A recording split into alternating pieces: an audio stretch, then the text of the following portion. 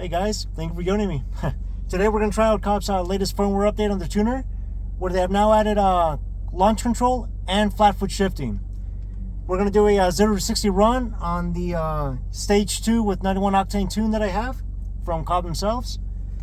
I have the launch control set at about 4,500 RPM, and for flat foot shifting, I have it so the RPMs won't drop no more than 4,900. So theoretically, with launch control and flat foot shifting, I should be in boost the entire time I'm accelerating. So that should allow me just for faster acceleration and better run times. So we're gonna do 0 to 60, give that a shot, and let's see how we do.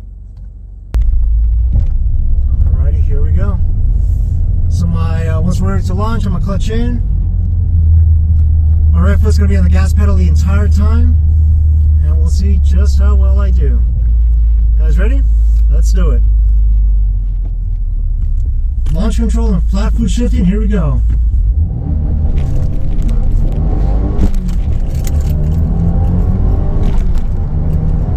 There we go. I don't know about you guys, but that felt a lot faster to me. Let's do it, maybe. Oh yeah.